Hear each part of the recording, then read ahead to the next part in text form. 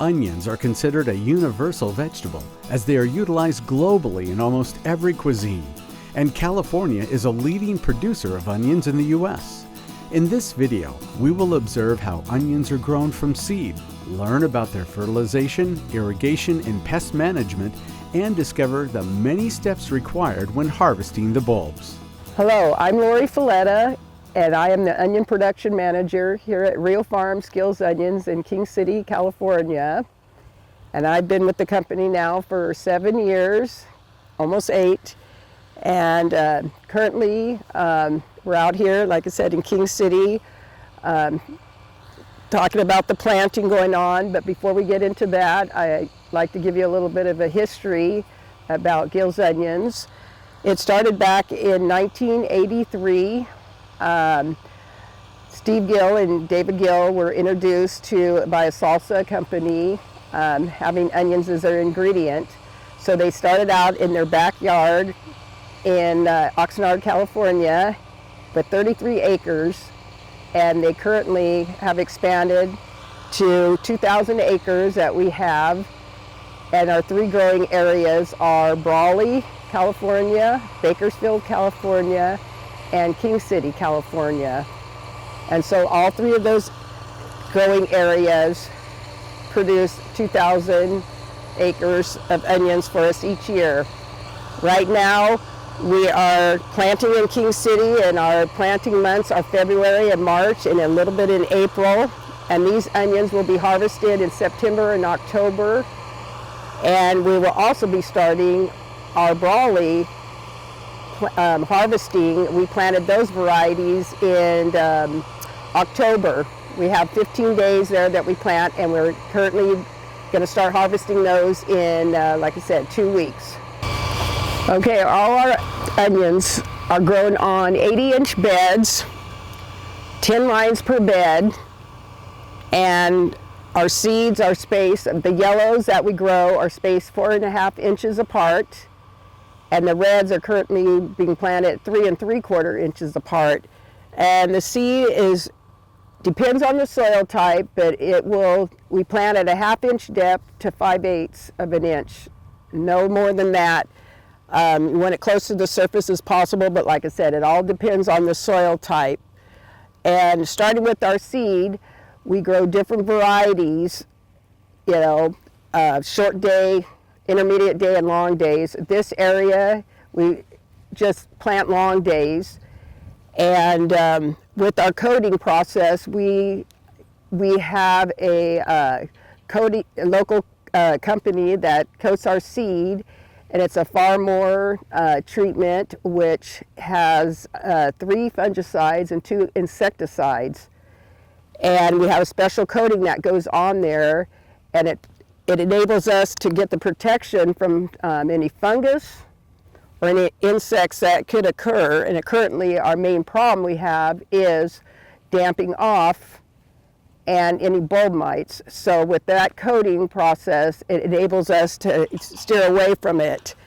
And like I said, it's a really nice, we tried different coatings in the past, but this seems to be the best one for protection from any soil-borne diseases, damping off, like I mentioned, and any insects that could occur. And it's a nice placement coat that enables a seed to drop exactly where we want it, which is 4.5 inch spacing to 3 3/4 spacing.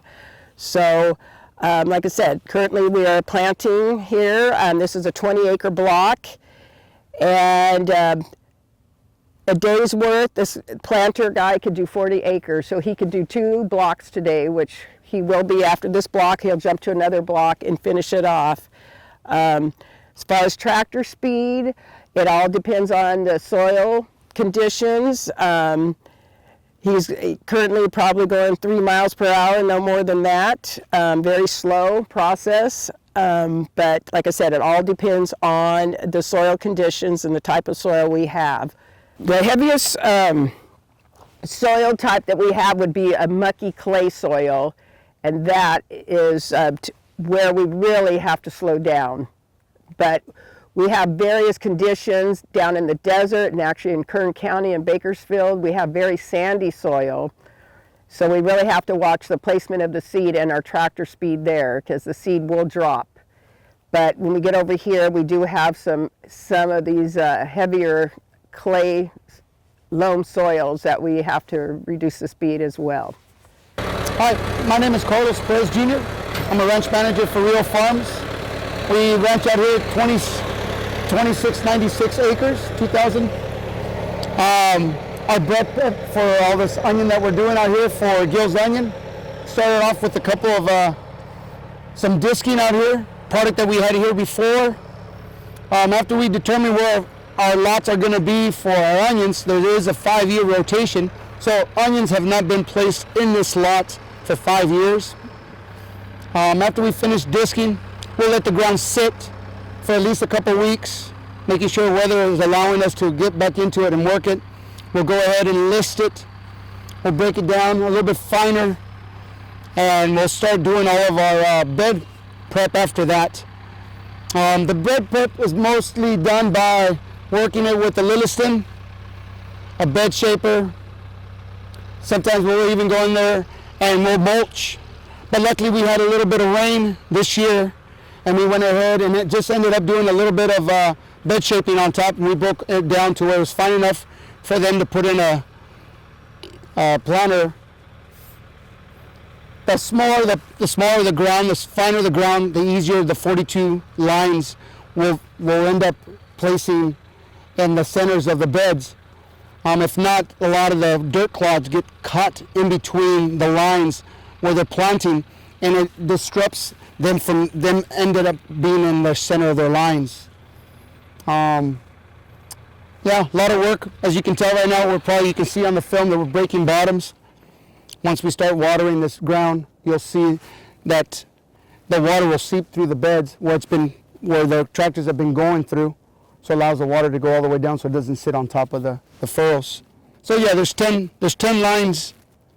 5 on each side. Yeah, 5 on each side. So yeah, the spreading of the shoes, what they call the shoes inside.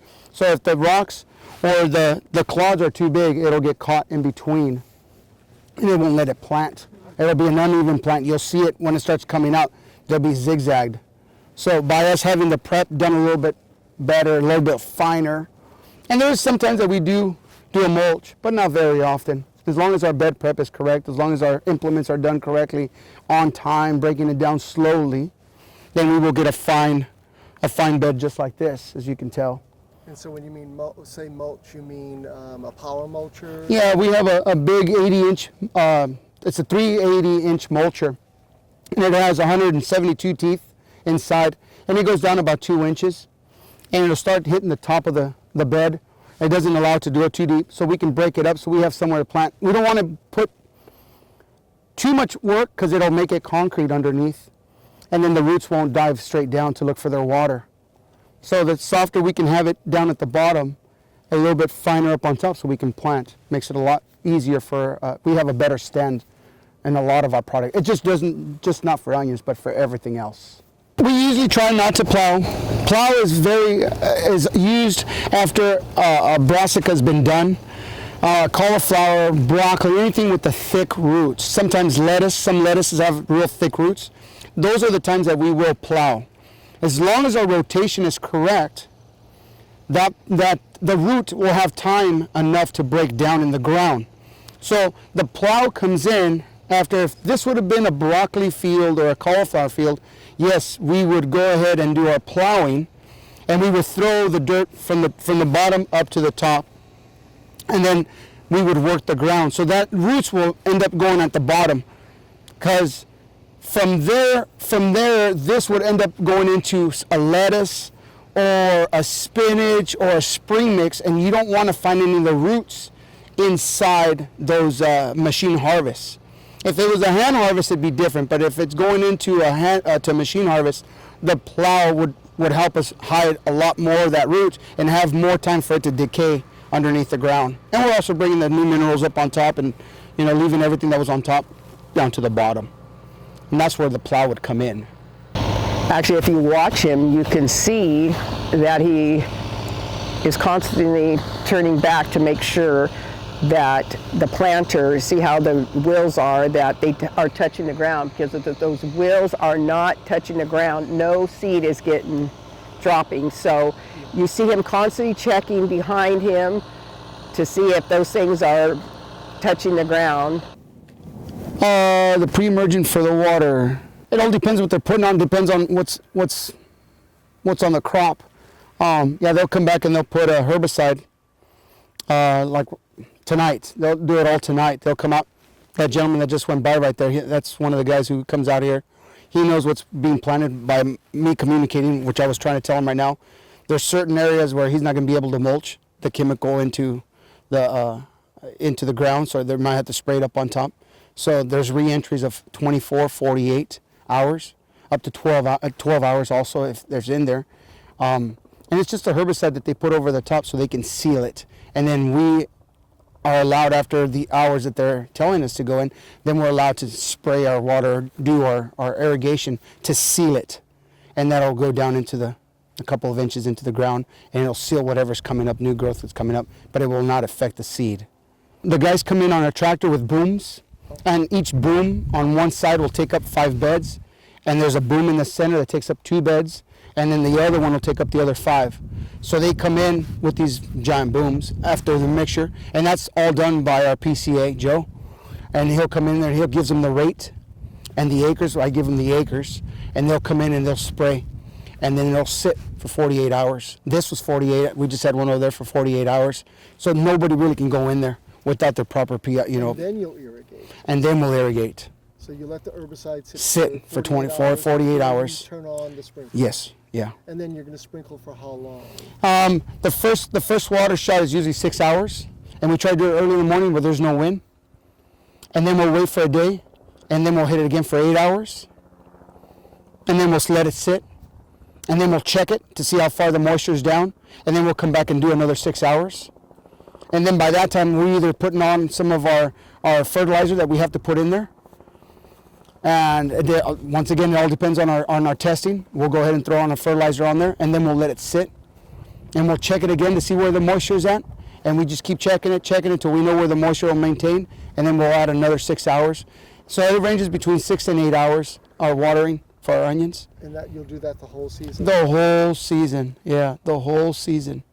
Actually, our biggest weed problem, we have broadleaves, but our biggest problem to combat is nutgrass. We continuously fight that all year long up until, and I wish we had a field so I could show you just how we have to burn it back. And you think this toxicity is bad, it'll just completely yellow the onions out. But yeah, nutgrass is the worst weed we have here. In the valley, yes, some nutgrass fields, but mostly broadleaf, but not as bad as what we have here. We continue. Onions down in Human and Imperial. Imperial, we have some weeds, you know, but broadleaves, again, you know, if they're next to the river bottom, then of course we'll have the nutgrass. But I think this is probably the biggest area where we have the herbicides that we need a broad range of fertilizer, or excuse me, broad range of herbicides for our weedy fields that we have here, because we just have a wide range of weeds. The herbicide that we put on, it's not herbicide, it's a fertilizer. It's a heavier dose of a fertilizer. And what we do, we have to wait when it's a warm day, so the onions will create a wax. Every onion creates a small wax layer to protect itself from the heat. So we have to time it just right in order for us to put that fertilizer on top to burn the nutsedge down here at the bottom. I mean, we still get the tops that will burn, but it's a lot better of us knocking this down, because it'll grow taller than the onions, and then we can't find the onions. So it's more cost for us to bring in people to start cutting it and getting rid of all the weeds out of there. So we'll do this part of it, and it makes for a cleaner field, less costs, brings down my cost on my acres. And you're also fertilizing. And we're also fertilizing at the same time. Here we have a field that was hit with herbicide probably 4 days ago, and for us to come in with the herbicide, we have to have these dry conditions and for the herbicide to take effect. The onions are at the 4-leaf stage, so as you can see, the herbicide actually left some little phytotoxicity, but that's pretty natural at this stage, and they'll eventually grow out of it. So as of today, we'll be sprinkling irrigation for it to come back, because it is pretty dry down here. And you can see on some of these weeds about how the herbicide took effect from the top on down. The fertilizer that we use it through our irrigation. We have tanks that are set up with small pumps, and we'll go to our booster pumps, and there's connections that we've put on to certain lines. Sometimes they have, like, I hope I can say this, the little nipples that we put on our irrigation pipe, and we'll pump that the fertilizer through those with little small motors, and it'll go out through all the irrigation. And you have to have it up to a certain amount of pressure, so you're having a good coverage, because you don't want to have any spots that are not getting covered, because then the plant doesn't grow. So we'll wait. It takes about a good half an hour for us to get a good pressure, and then we'll go ahead and start fertilizing. And then after the fertilizer is gone, we have a guy sitting there waiting for it to go by. And once it goes by, and then about 20 minutes, enough till we can get some clean water through there, wash it all out, and we'll turn it off. So everything that all the fertilizer, it sits on top. It's not being flushed, because we're just throwing it away if we're flushing it. So it's easier for us to do it that way. So it's the safest way of us burning down some of this nutgrass. Does the fertilizer actually kill the nuts for the nuts? It will not. It will not. But it'll stun it enough to where it takes a long time for it to grow. And in the meantime, the onions can then grow. They'll go to the maturity, yes. Yeah. They'll grow to the maturity, and then after a while, then when they start laying down, then we'll go by and we'll start chopping them, and they start coordinated with the onions, and we'll start chopping them down, and there's not a lot of nutgrass. So then when they're picking it up, it's not bunching up and causing more problems. Do you use overhead sprinklers the whole season? No. We get it up to a true leaf, what we call a true leaf. We get it up to a certain size, and it all depends on what they're asking us to do. Lori from the onions, they'll let us know right away, and we kind of understand now. We've done it long enough that we know the height.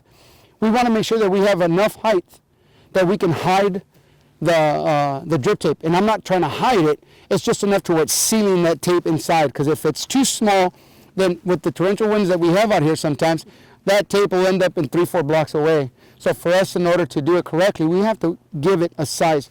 This is a good block of an example. The beds are running from west to east.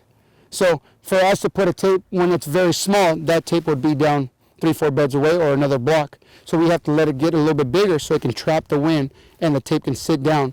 Now, 110, our block 110 runs from north to south. So it doesn't matter the size. Once we get a good size in there, we can put the ring, because of the wind being that it blows from north to south, it doesn't move a lot of our drip tape. But it's 5 lines of onions, and we try to go ahead and put one down, a couple beds in. Once again, this all happens to do with the bed prep. If the bed prep is correct, then you can get away with 3 lines, because it hasn't been compacted, it hasn't been overworked. So it's a light ground, and the ground will let us put a little bit of extra water, and it'll spread. So that's how we end up doing the 3 lines. Once again, could this be one of those grounds? Yeah, it could be. I can probably get away with 3. If there was a little bit sandier ground, like we've had up on top, down here at the bottom a little bit more, then yeah, we go ahead and we do a 4. So we'll put 2 lines in the 5 lines of onions, and then we'll put 2 other lines in the other one. So it all depends. It's just one of those secrets that we shouldn't be giving away, but we try our hardest to do the best, to get the best water on there. And this year we were allowed to use a newer tape. Yep. So we're going to go ahead and put new tape on here. So once to say, we might be able to get away with 3 lines, but usually 4 is what it's recommended. We try to do 4, but if we can get away with 3, we can. And that's 4 per 10 lines of onions. Yes, yeah. So there's 2 lines in 5.